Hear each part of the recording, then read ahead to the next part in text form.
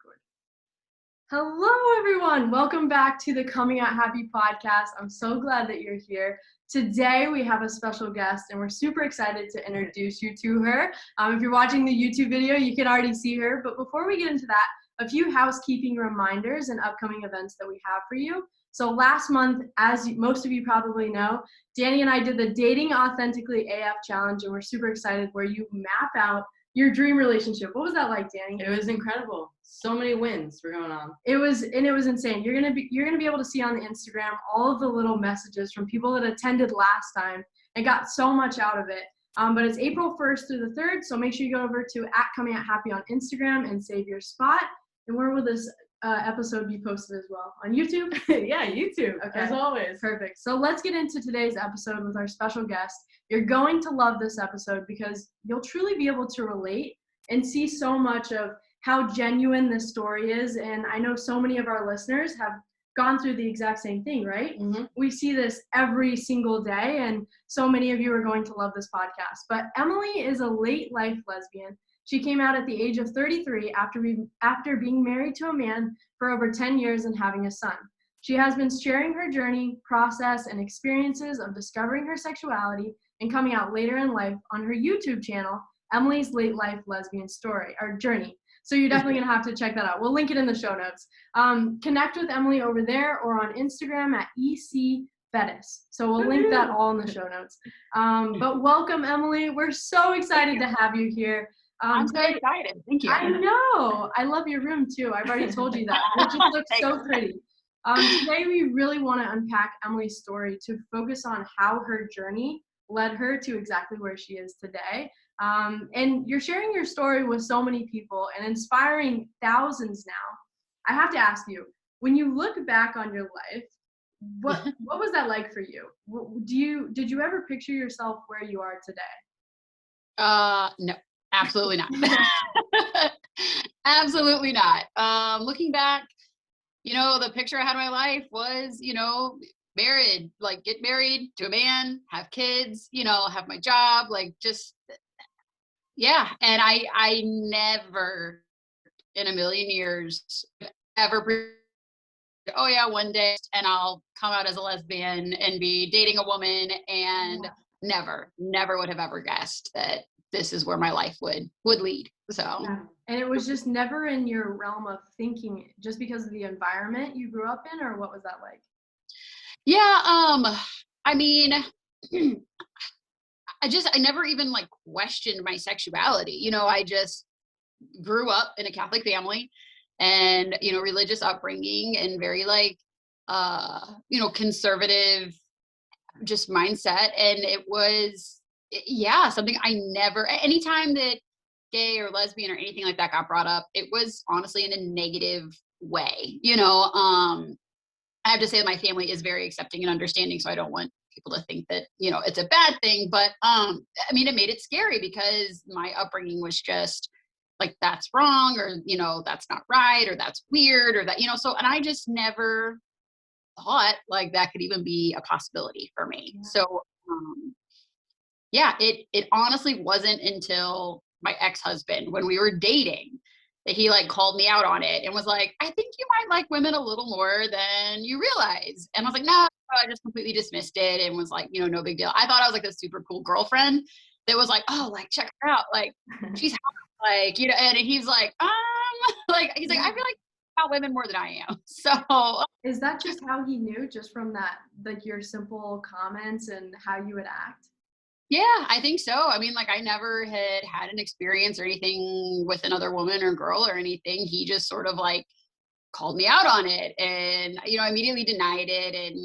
But it's crazy. Like, he was the first person that sort of like validated it. He was like, you can like both men and women. He's like, there are people in the world that like both, and it's like an okay thing.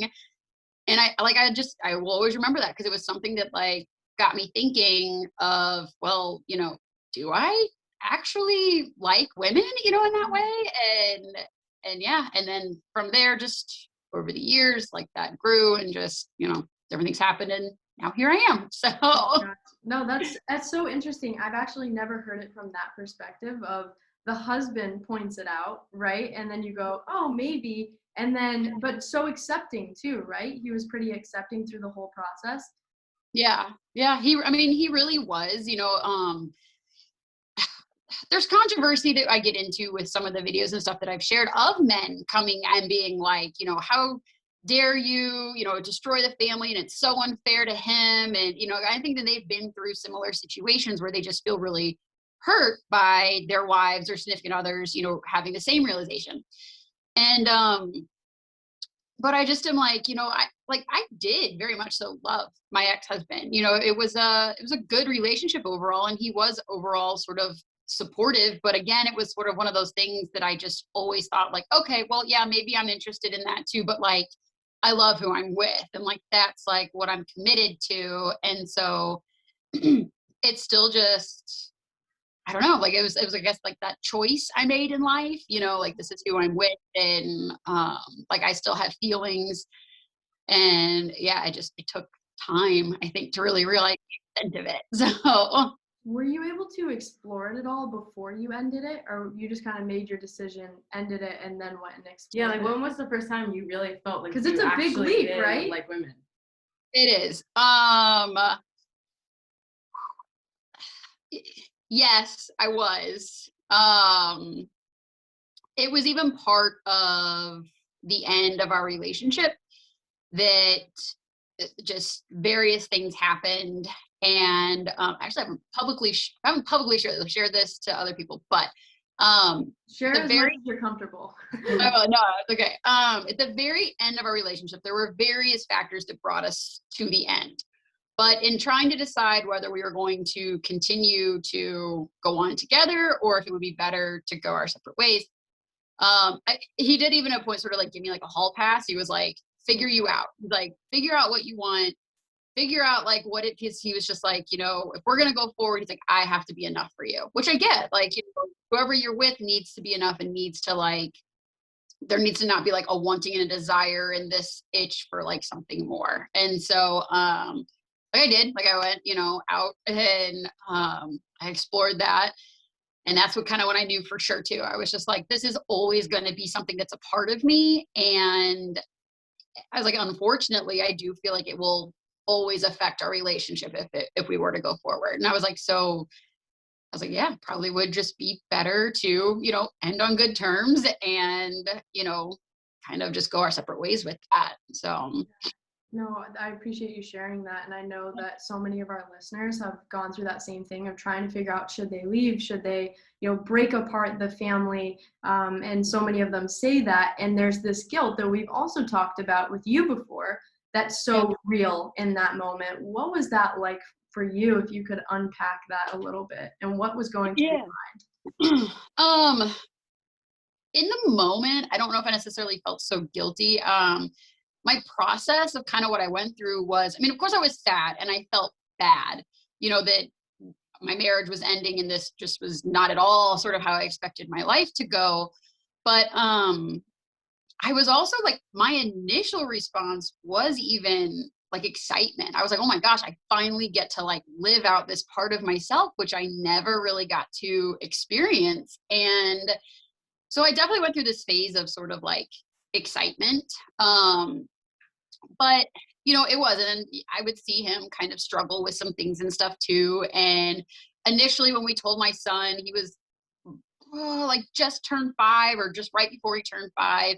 And he was just kind of like, okay, whatever, like, I know you guys love me. And like, he didn't really, I think, understand the whole scope of it until like, we actually moved into separate houses and we weren't living together anymore. And then my son would kind of have moments where he'd be like, I just really miss like our old house, or I just wish like you and dad, like we could all be together. And so like, those are the moments where I would feel like super guilty. Like, what did I do to my family? Like not really what did I do? I still knew it was the right choice for me, but I would just feel bad, like it was my fault that like our family was broken up now. And so it is like it definitely has those periods of guilt, like that you feel like it's your fault that you couldn't make it work, that it's your fault that your family is broken. And we've kind of talked too about people pleasing, kind of break people please, you know, and you want to make sure like everybody else is happy. But, you know, it's kind of getting to a point too. I'm like, well, I know if I'm not happy, and I know that if I'm longing for something else or looking for something else, like that's also not fair to anybody involved. That wouldn't have been fair to my, you know, husband at the time. It would have been fair to me, you know, ultimately would have caused strain, which probably would have been a lot harder of a relationship for my son to like see his parents going through. You know, I was like, divorce is hard, but if it was like it ended up turning into like a toxic relationship, you know, that would have been just as like devastating in its own way. So, yeah, guilt is a big thing to overcome. But I think I just knew overall it was still the right thing to do. And ultimately, you know, even for my son, like I wanted him to see an example of somebody who wasn't afraid to be who they are. And I'm like, I know you won't get it now, and he might not get it for a lot. I was like, but eventually, you know, I'm like, I'm hoping that's something that he sees and he understands and can appreciate too. Like that if sometimes you have to make tough choices in life that are the right choice for you. So Absolutely. I was gonna say, like, are you still kind of like thinking about the situation that happened with your husband even now, your ex-husband? Like dealing with like the guilt and people pleasing. Like, how often is it that like those thoughts like pop back into your head? not so much anymore, but it is funny. I actually just stopped by and I visited with him and my son yesterday, and we actually were talking about some of this. And I even said, I was like, yeah, you know, he even kind of validated too that he's like, you know, sometimes you need like that strong person who can say like, this isn't actually going to work. And he even said, he's like, you know, I don't think I could have ever been the person to do that. And I said, you know, I understand that. I was like, and I do still at times feel guilty for that. And he's like, why do you feel? He's like, you shouldn't feel guilty anymore. So it was just really nice for him to be like, there's nothing for you to feel guilty about. And, but it is, I was like, you know, I was like, just sometimes like with our son and things that he says, it still just makes me feel kind of bad. But overall, I mean, no, I don't really think about it a lot anymore. I mean, it's something that comes up here and there, but it's been, I guess it'll be like 3 years this summer that we've been divorced and separated. And yeah, I think the only time that it ever really triggers me is if my son says something, you know, that's just kind of a little bit of that, like feel kind of bad for that. But, you know, we talk about it, and, you know, I just always remind him, like, you know, I'm like, hey, dad and I, like, maybe we can all go to dinner together or something. So, and that usually makes him pretty happy. That's nice that you're like figuring out ways to kind of like make it work, because we can be so stuck in trying to continue people pleasing like throughout our whole lives. But there are ways of talking ourselves through it and knowing that we made the right decision for us. Like, when was the moment where you really felt solidified in your decision?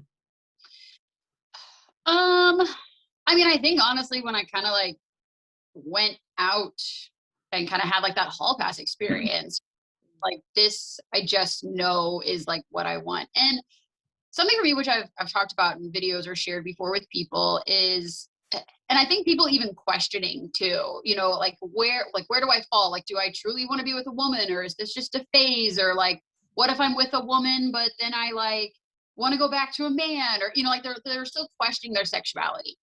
So something for me that sort of like became this, like, I know this is who I am and I know this is what I want, is when I was with my ex-husband, it was like, you know, I was still happy and I was satisfied and we had a good relationship, but there was always something missing. Like I always had that craving and that desire and that want to be with a woman. But being with a woman, I've like never had a craving or a desire or a wish to be like with a man again. Like I just haven't. There's nothing missing from the relationship when I'm with a woman. And so for me, that really helped like solidify my sexuality and help me realize that even though, I mean, like, yes, of course, there were times that like I would miss the dynamic that I had with my ex, because like we've known each other forever. We were like family and really good friends. And so, you know, you're always going to miss like having that stability in that relationship. But I knew there was no point in like that ever being a romantic relationship again, because there was always going to be that desire for something else. And so I think that that's what solidified it for me, knowing that when I was with a woman and that if I found that partner, there wouldn't be any desire for something more. So That's a great way to think about it. And like, it's just when you're not questioning if it's like, is there something missing? Like, that's when you know. That's very cool. Yeah. I'm so, that's just, it's such a beautiful story. You know, like, it's, of course, everyone goes through like the ups and downs of this stuff. And we've heard a lot of stories similar to yours where people are just trying to figure out who they are, and they're in similar situations. And I know this podcast is going to be so helpful for everyone that's listening. So I want to kind of ask you, what was it like to actually go out and like express yourself maybe in public for the first time? Like, what was that like? Yeah. So for me personally, you know, I've had this conversation with people about like PDA and stuff, because it's like, you know, you go from a straight relationship to a same-sex relationship, and it's like, aren't you afraid? Like, are you worried if people are going to see you or how they're going to look at you and all that? And how we talked about this, like, you guys probably know about love languages and stuff. Yeah. Like, yeah, like my love language, my number one is physical touch. Like, I love to be affectionate with the person that I'm with. And I always have had the mindset of, whether if that's a man or a woman or, you know, whatever, I'm going to treat that person how I would treat them if I was in a straight relationship, without the fear or worry of like who might see. So I'm like, this is the person I'm with and I care about this person. So I don't know, for me, for whatever reason, I was never worried about expressing myself and being who I am. And it's honestly like my girlfriend and I, that like my girlfriend now, whenever we go out, and like, we are always ourselves. Like, you know, we hold hands, we hug, like we might, you know, give each other like quick kisses. You know, it's what you would consider like appropriate PDA for, you know, like any couple, I guess. And we honestly have people come up to us and just be like, your guys, like, we want what you have.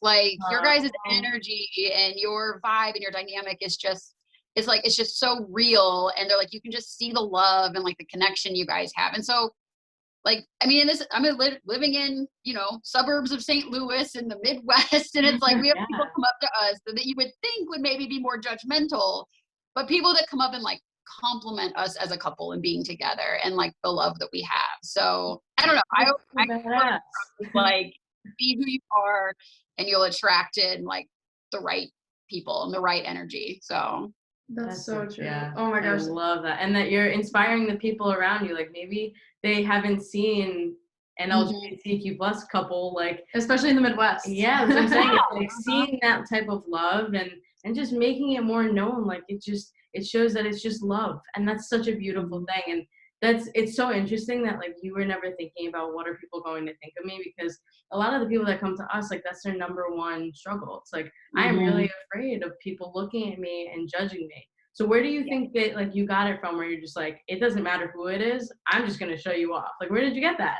Yeah, I will say, I don't know. I will say that I have had a fear, you know, of being who I am. And I think we talked about this before a little bit. And that was initially in the workplace. Because I work with children and I work with their families and their parents. And so when I first came out and was first dating, I was very, very guarded to say anything about like my girlfriend or, you know, like whenever I was dating or had a girlfriend or whatever. But over time, and especially like just even this past year and meeting the girlfriend that I have now, I'm just so confident and strong about our relationship. I'm like, I want to love who I want to love. And I don't know where it comes from, but I've just developed the mindset of like, if they have a problem with it, it's their problem. If they don't want me working with their child, there are plenty other people out there who will. And I was like, and you know what? That's honestly their right. Like, if that's how they feel and it's what they want, do I agree with it? No. But I'm like, it's their choice. And if that's the choice they want to take, who am I to fault or judge them? Like, they can go find another therapist if that's a problem that they're going to have. Because honestly, I'd rather work with families and be in situations where I am like loved and accepted. And so I don't know that. Sometimes I think the love overpowers what you think, you know, caring about what other people think. And that's how I felt with Dani too. I just wanted to throw that in there, is that, you know, I used to be afraid, oh my gosh, we're holding hands, and maybe a little uncomfortable in the very beginning of our relationship because I was never out before. And when I finally did, I just realized that our love was so strong that I didn't even care what people thought. It just overpowers it, right? And maybe that's why we just go, I don't really care what people say. Like, this is who I love, and it's so strong. So, and I think like the other thing I was going to say is that I think after going from being married, like, choosing to get divorced, choosing to come out, outing myself, like coming out to my whole family, all of that. I think I was just at the point where I'm like, why would I hide from anybody at this point? I have already completely turned my life upside down, kind of uprooted everything. And I'm like, why in the world would I continue hiding in any way? Because I'm like, I've already been through so much. And why would I go through all of that just to continue to hide who I am? So, I mean, I can totally understand like where people would still be afraid to like come out to their families or, or to show that in public. But I think that's even where some of that strength came from for me. I just sort of developed this mindset, and maybe, I'm 35, going to be 36. I think in your 30s, you just kind of like start to accept yourself too and be like, you know what? I don't care. Like the people that stay in my life will stay, and they're the ones that are meant to be there. And the people that want to leave, like if you don't want to be a part of my life, why in the world would I beg you to stay?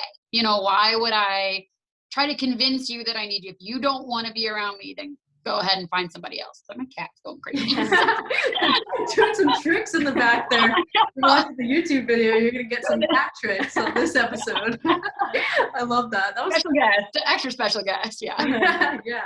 No, I think that's so true. And it's so funny because you mentioned like being in your 30s. A lot of the people that apply to work with us, they say, I'm in my 30s. I'm done living for everyone else. Like it's about time I got to start living for me.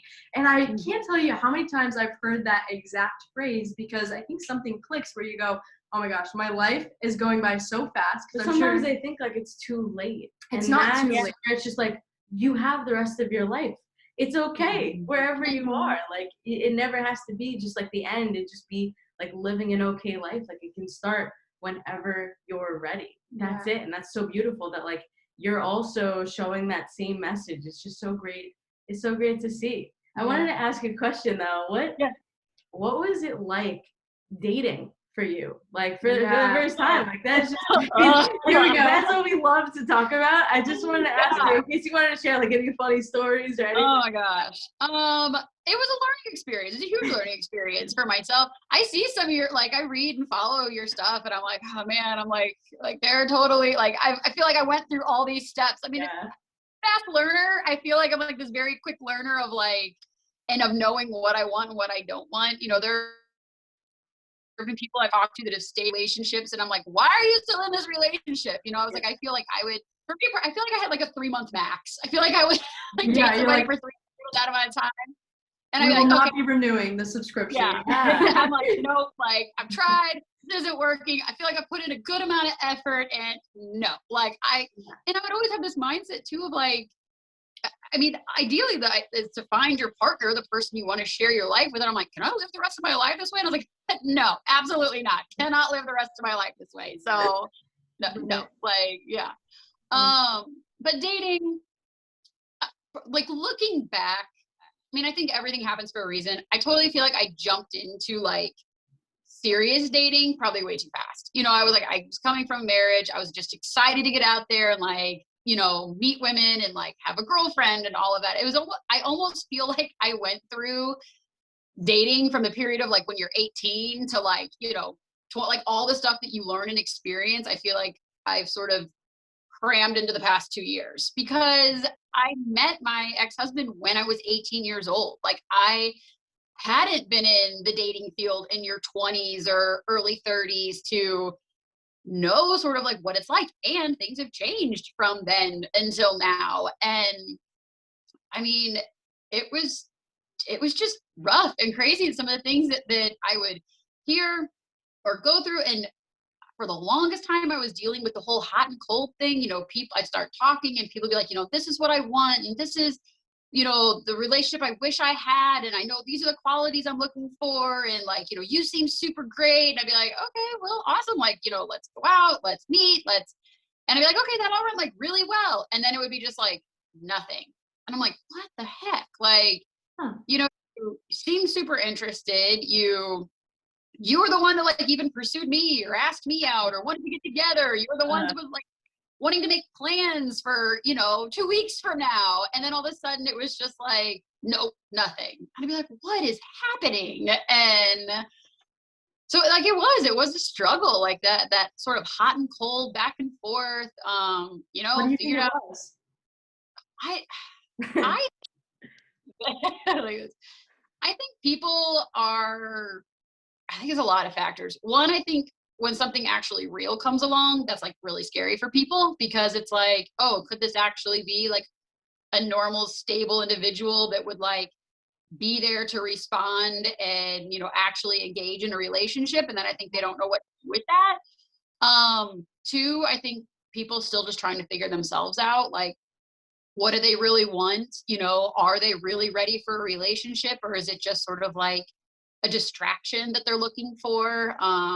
Online dating, I think it's so easy just to keep swiping and to be like, oh, well, like maybe this one would be better. Maybe this one would be a better option. Yeah. And so I think there's just, I don't know, like a lot of factors that probably affect, people being really ready for a relationship. So Yeah, no, totally. And I think something that we really focus on and talk a lot about is the more authentic you become and like the stronger you are and who you were made to be, you attract a different person. Did you notice as you started building confidence in like this new identity for you, and this new chapter of your life, you attracted a different kind of partner? um that's honestly where I feel like I ended up sort of just attracting in my girlfriend now. It was just like, I mean, we still have these conversations where we're like, how did this I mean, and honestly, our story is kind of crazy. Like, we've lived like basically down the street each other from our whole lives. She literally works at like the middle school down the street from my house. Like, and we revolved around each other basically our entire lives and then just randomly met. And It I wasn't mean, random.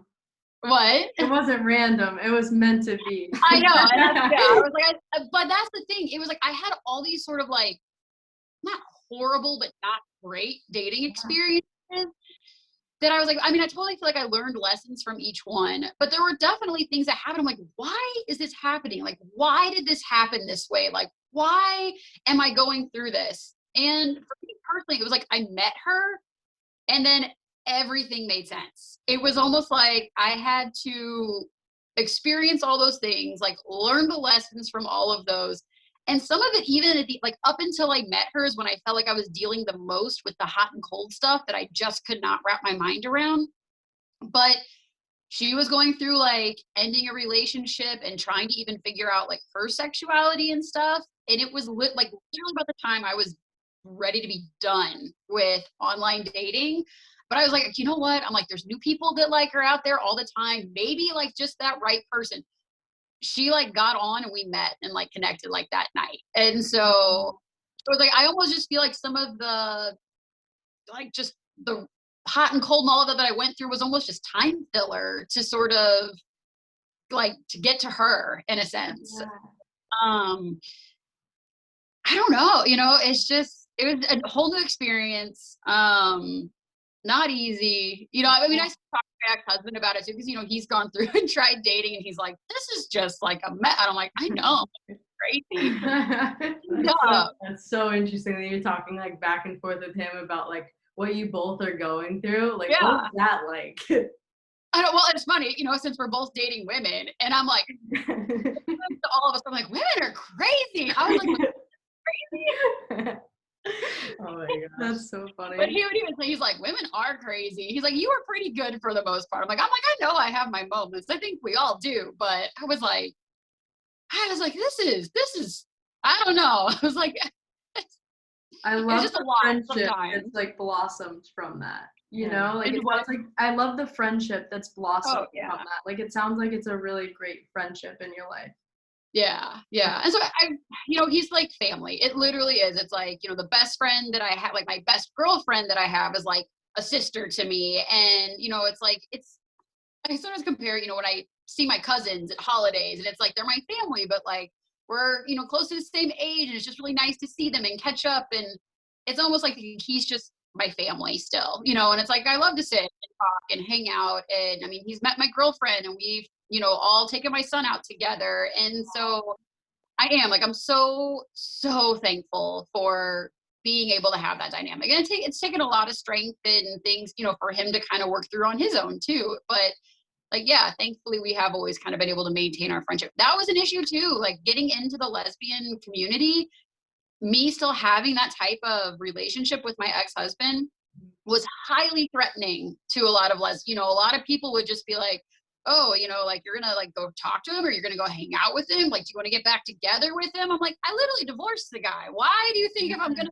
go hang out, it means I want to get back together with him? So maybe a red flag too, like shows where they're at, like with their security and who they are, because it's like, I think we, when you become more secure in who you are, you don't worry about what the other person's doing. Like you trust them because you know them, and just, that feeling coming up goes back to your own insecurities and maybe something that hasn't been dealt with yet, which is what we talk a lot about. But yeah, I think that's so amazing that you've been able to find that balance of someone that really, respects that and understands and is like, yeah, like totally, that's fine. And you can still have that relationship because you still have your son, and you're able to co-parent on a really great level, which is it's such a beautiful situation. What else are you currently up to? Like, what else? Where are you in your life right now? What are you doing? Let's talk about it. Oh my gosh. I don't know. I mean, just doing life. I'm like just pretty easygoing. I enjoy living a peaceful, relaxing life. That's another thing with the whole dating thing. I'm like, I like my life to be peaceful. I like my life to be easy, like easygoing. And I'm like, dating would just throw a wrench in all of that. So, yeah. What do you and your girlfriend do for fun? What? What do you and your girlfriend do for fun? We honestly, like, thankfully where we live, we talked about this, like COVID restrictions have not been as like strict here. So a lot of places and even like reopened. So we've had live music. We've been going out, like to a local bar, seeing like some live bands. We actually live in an area that's really close to a bunch of wineries. And so as the weather gets nicer, we'll definitely be going out to the wineries some. Oh my gosh. So cute. That's our favorite thing to do. So much fun. It's so fun. Oh man. I love it. It's perfect. Like sit outside, nice day, have some wine. Yeah, great. My girlfriend and I really enjoy like friendly competition stuff too. So even like for Valentine's Day, she took me to this like indoor place that had like go-karts and laser tag and axe throwing. And so like we like to do like friendly and like type stuff. And I don't know. Still working on my YouTube channel. And how's that going? Talk to us about that. Good. It's just something I kind of do in my free time. So bad about not always being consistent, but I don't know. I still just try to. I'm even sharing more about her and I now because I don't know. I just feel like we have like a good relationship and a good dynamic, and just even our experiences that we have. Like I shared about getting compliments when we go out and people commenting on our energy and dynamic. Like I feel like it's good for people to hear like that you can be your real authentic self and have like these good experiences going out. So I love that. And I know that your story is impacting so many people and just what you're sharing. And although you're like, I know I don't post all the time, but even what you do share like really helps so many people just to know that they're not alone and it's okay to live your life for you. Like that's the most beautiful thing. We talk about that all day, every day. It's like just such a big passion for us to show people that it's okay to be them. And by us going out and holding hands, right? If I go out and I hold hands with Dani or you go out and you hold hands with your partner, it just shows people that it's okay. And you never know who's watching from afar. There's so many people that are probably watching your YouTube videos that don't like anything, don't comment, and they're just watching, right? But a lot of our listeners too, sitting back, maybe you're listening right now, and I want to ask Emily, if you could give one piece of advice to some of our listeners that maybe have gone through a similar thing, what piece of advice would you give them? Life advice or all of it. Yeah, all anything you have for them. It's maybe gone through honestly somewhere. What came to my mind just now. And I guess just my biggest piece of advice is to, I don't know how exactly to word it, but just say like, I feel like just being truthful, being honest with yourself, with others, kind of in the whole process of coming out. I always have been a person that struggles to lie to people, but there was a big period of time in my life and in my marriage and stuff, that I felt like I was lying about, myself, lying about just different things. And I hated it, and it creates this, I don't know, like it doesn't make you feel right. And so, yeah. And it's kind of that whole saying, I mean, the truth shall set you free. Like, I honestly wholeheartedly believe in that, because once I came out and I just owned everything about myself, and I owned everything about like my past, and I owned it's just like this huge weight was lifted. And I think that's another area where the strength comes from, is that I feel like when you're just truthful and you're just honest, whether that's like about your actions, about who you are, about what you do, like I said, just being yourself out in public, you're showing the world who you are, you're not shying away and keeping it a secret. Like it's just raw, open honesty. And I think people see that. And I think that just positivity comes from that. And I think like it's made me feel to be such this like freer, lighter, better person, just being completely open about who I am. And so I don't know, like Yeah. No, I have I people, love that. yeah, as I have people that come to me too that are, and the truth is hard. Like the truth is really hard, because people even come, they're like, I think I might be gay. Like, what do I do? And I'm married. What do I do? And I'm like, honestly, this is the hardest thing you're gonna have to do. I was like, but I think you need to have a conversation with your significant other. And I'm like, you got to be truthful. Like, you got to be honest, and you got to go from there. And I'm like, but that's probably the hardest thing you're gonna do, because who wants to do that? Nobody wants to do that. So Exactly. Yeah, we have to be, and that's the thing too. When people come to us, we have to say, this is what you have to do. You have to be honest and have that conversation. But we're here to catch you when you fall, right? We're here to catch you when you're like, I need to start living for me, and how do I do that? Where do I turn? And that's the most beautiful thing. Honest with yourself too, because it's like, if you never try to figure it out, there's always or usually what happens is like there's a feeling of like something is missing. And like I think it doesn't go away until you just deal with it. I love like you own it. Like you just own it. And like I said, it's hard, but and that's even like, I mean, even relationship advice, are you lying to yourself about the type of relationship that you're in? Like, are you just avoiding the red flags that you're seeing? Like, I know I did. I mean, like my best friend was always like actually, I probably owe her thousands of dollars in counseling. She'd always be that person I'd talk to, and she'd be like, this seems like a red flag. You should, and inevitably I'd be like, well, you know what? You were right. And I like just, no. Right? We want it to work, and we attach on to all the good qualities. I've talked about this so many times, and we feel like there's never going to be another person that's going to come around and be that, have those same good qualities. But the truth is, the right person, as you've seen with Emily's story, does come around, even when you feel like nothing has worked. But that's what I love talking about, that love is so possible for every one of our listeners that's listening, and they're like, I just don't know if I'll ever find that. The more we keep talking about this, what you put out into the world, being honest, being your most authentic self, that is what you will bring into your life. That's what you'll attract. We are all direct reflections of the people that we attract into our lives. And I just think your story, Emily, is so beautiful, and so many people are going to listen to it and just go, I needed to hear this. And the advice that came to you. It gives people hope, because it's like, it's something to look forward to, just in all aspects, like finding love, being your true self, like all of these things. No matter what age you are, where sometimes you are. people like don't even see it for themselves because they haven't experienced yet. But like knowing that it really is possible for all of us it's just such a beautiful thing. Yeah. And I love that. Let's get into our signature question. Yes, so this is our signature question. Emily, we're going to put you on the spot. What does being authentic mean to you? I think kind of what I just said is just being honest. Yeah. Like the biggest thing, like for me, I think just being my authentic self is just being honest, like telling the truth, owning my mistakes, being honest with the people that I love and care about. I think that it's just, like living an honest life. And being okay with who I am. So yeah. I love that. Thank you so much. It was so beautiful having you on this podcast and just being able to share such an amazing story. I'm so glad we were connected with you, and that so many people are going to take so much away from it. And what were you going to say? I was going to say, is there anything else that you wanted to share, like for anyone listening while we're on the call? Gosh, I don't know. I think something that sort of came to my mind is fear. You know, like I said, being your authentic self and kind of taking that step.